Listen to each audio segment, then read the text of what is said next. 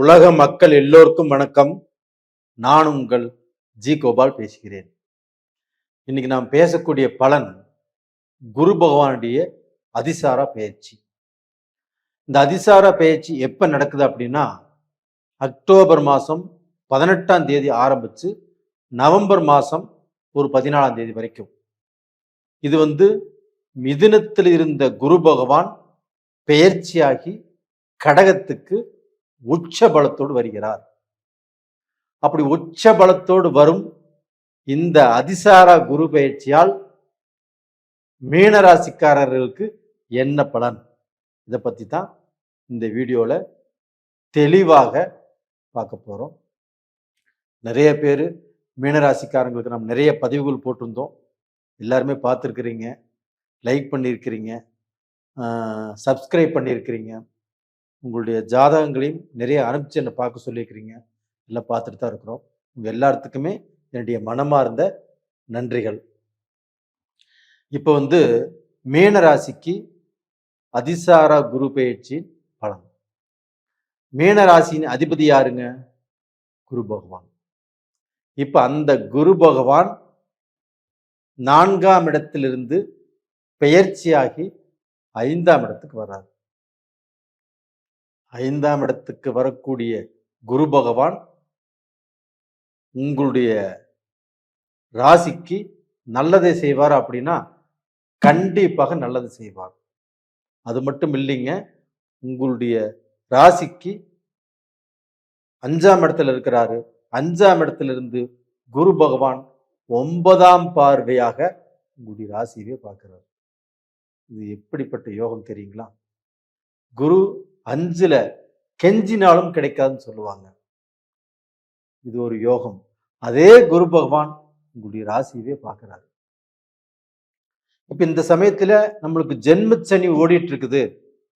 இந்த ஜென்ம சனியால் பல பிரச்சனைகள், பல சோதனைகள், குடும்பத்திலையும் நிம்மதி இல்லை, பெத்த மக்களாலேயுமே சந்தோஷப்பட முடியல, வேதனை, நம்பினவங்கனாலையும் பிரச்சனை, பிஸ்னஸ்ல அடிமேல் அடி சார். நான் வேலையிலேயே பேப்பர் போட்டேன் சார், எனக்கு வேலை இல்லாட்டியும் பரவாயில்ல, எனக்கு வேலை அங்கே செய்யவே முடியல. அந்த அளவுக்கு அவ்வளவு மன உளைச்சல், மன குழப்பங்கள். இவ்வளவு குழப்பத்துல நீங்க இருக்கிறீங்க. ஏன்னா நீங்க குருவுடைய ஆதிக்கம் படைத்தவர்கள். நல்ல ஜென்டிலா நீட்டா ட்ரெஸ் பண்ணிட்டு உங்களுக்கு எவ்வளவு வேதனைகள் இருந்தாலும் அந்த வேதனைகளை வெளியில காட்டிக்காமல் முடிஞ்ச வரைக்கும் எல்லாத்துக்கும் நல்லது செய்யலாம் அப்படிங்கிற எண்ணத்துல பொய் பேசாமல், பெரட்டு பேசாமல் நல்லபடியா தான் போயிட்டு இருக்கிறீங்க. அப்படி இருந்தும் இந்த உலகம் உங்களை கண்டுக்கல, உங்களை மதிக்கல, உங்களுடைய நேர்மையை பத்தி அவங்க பெருசா எடுத்துக்கல. இன்னைக்கு பொய் சொல்றவன், திருடுறவன், ஏமாத்துறவன், இவனுக்கு தான் காலம், நம்மளுக்கெல்லாம் காலம் இல்லை அப்படிங்கிற வேதனையில் இருக்கிறீங்க. அப்படி யார் பொய் சொன்னாலும் திருடினாலும் சொல்லிட்டு போறாங்க, நாம பொய் சொல்லக்கூடாது, நாம திருடக்கூடாது, நாம நேர்வழியைத்தான் போகணும். இனியும் எவ்வளவு கஷ்டங்கள் வந்தாலும் சரி நம்ம நேர்வழியைத்தான் போகணும் அப்படின்னு நீங்க நினைச்சிட்டு வாழ்ந்துட்டு இருக்கிறது எனக்கு புரியுது. அது போக இந்த குரு பகவானும் 4ஆம் இடத்துல, உங்க ராசிக்கு 4ஆம் இடத்துல இருந்தாரு.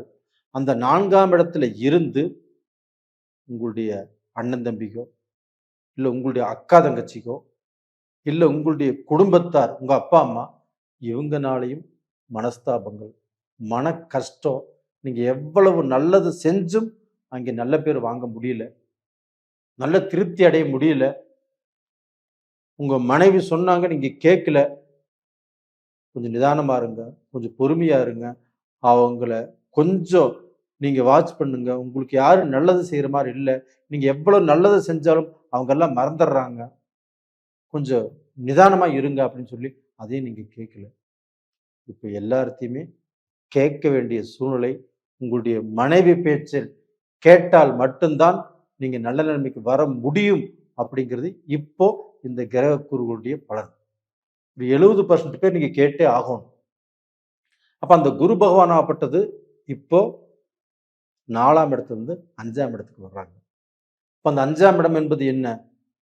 உங்களுடைய பூர்வீகம், உங்களுடைய சொத்து சுகம், உங்களுக்கு வர வேண்டிய பணம், உங்களுக்கு வர வேண்டிய பூமி, வர வேண்டிய சொத்து, இதன் மூலியமாக இருக்கக்கூடிய பிரச்சனைகள், கோர்ட்டு கச்சேரி அப்படின்னு இதற்கு முன்னாடி 5 வருஷம் 10 வருஷத்துக்கு முன்னாடி யாராவது போயிருந்தாலும் அந்த பிரச்சனைகள் இந்த பீரியடில் ஒரு முடிவுக்கு வரும்.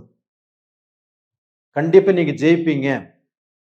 அது போக உங்களுடைய நீங்க இருக்கக்கூடிய வீட்டுல பிரச்சனை, இல்ல வீடு மாறி போய் பிரச்சனை, இல்ல வீடு இடம் மாறணும் அப்படி நினைச்சாலும் தாராளமாக மாறலாம். இப்போ ஒருத்தர் வீடு கட்டி வேற இடத்துக்கு போறாங்க, தாராளமாக போகலாம். அப்படி நீங்க போகக்கூடிய நேரம் நல்ல நேரம். ஒரு பாலக்கால் போடலாம், அதுவும் நல்ல நேரம். அது போக குரு 5ஆம் இடத்துல உச்ச பலமானதுனால உங்களுடைய மக்கள், உங்களுடைய குழந்தைகள், ஆண் குழந்தையா இருந்தாலும் சரி, பெண் குழந்தையா இருந்தாலும் சரி, அந்த குழந்தைக்கு இன்னும் கல்யாணம் ஆகலையே அப்படிங்கிற வருத்தம் மனசுக்குள்ள ஆழமா பதிஞ்சு நீங்க வெளியில கூட நிம்மதியாக சந்தோஷமாக ஒரு ஃபங்க்ஷனுக்கு கூட போக முடியல. எங்க போனாலும் உங்க பொண்ணு கல்யாணம் ஆகலையா, உங்க பையனுக்கு கல்யாணம் ஆகலையா, இதைத்தான் கேட்கறாங்களோ இல்லையோ, கண்டிப்பா நல்ல திருப்திங்கிறது இல்லை. ஆனால் இப்ப இந்த பீரியட்ல உங்க பையனுக்கோ உங்க பொண்ணுக்கோ சுபகாரியங்கள் கண்டிப்பாக நடக்கும். இது உறுதி. நீங்க கமெண்ட் பாக்ஸ்ல கண்டிப்பா எழுதுவீங்க. இதற்கு முன்னாண்ட உங்க பொண்ணுடைய கல்யாணமோ இல்லை உங்க பையனுடைய கல்யாணமோ நிச்சயம் வரைக்கும் போய் தடைபட்டு போச்சு. மேடைக்கு போயும் அந்த கல்யாணம் நின்று போச்சு. ஒரு பேச்சு பேசி அந்த கல்யாணம் நின்று போச்சுன்னா எந்த அளவுக்கு உங்களுக்கு அந்த வருத்தம் இருக்கும், அந்த வேதனை இருக்கும் அப்படிங்கிறது எனக்கு புரியும். கண்டிப்பாக இந்த வேதனையிலிருந்து கண்டிப்பா நீங்க வெளியில் வருவீங்க. உங்க வீட்டுல சுபகாரியங்கள் கண்டிப்பாக நடக்கும், இது உறுதி. அது போக உங்க மக்களுக்கு குழந்தை இல்லை, குழந்தை பாக்கியம் இல்லை, ரொம்ப வருஷமா, ரொம்ப நாளா, ரொம்ப மாசமா, ரொம்ப வருஷமா நான் கேட்டுட்டு இருக்கிறேன். நான் குலதெய்வத்தையும் கும்பிட்டு இருக்கிறேன். நான் போகாத கோயில் இல்லை, என் மக்களுக்கு குழந்தை பாக்கியத்தை கொடு அப்படின்னு கேட்டுருக்கிறீங்க இல்லையா? அது இன்னைக்கு வரைக்கும் நடக்கல. இந்த பீரியட்ல கண்டிப்பாக நடக்கும்.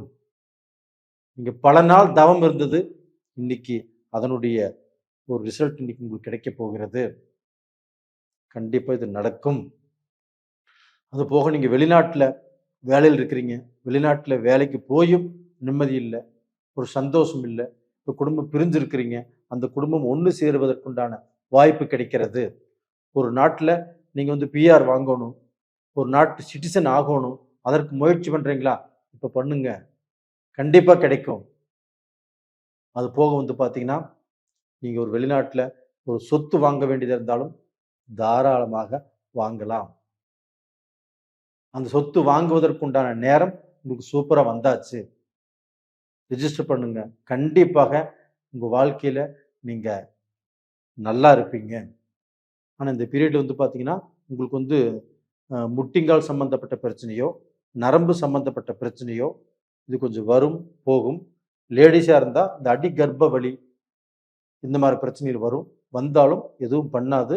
குரு உங்களுக்கு 5ஆம் இடத்துல இருக்கிறதுனால, அதுபோக உங்களுடைய ராசியை பார்க்கறதுனால எந்த பிரச்சனையும் வராது. தைரியமாக இருங்க, தன்னம்பிக்கையோடு இருங்க. நேயர்களே, இந்த பதிவு பிடிச்சிருக்குன்னு நினைக்கிறேன்.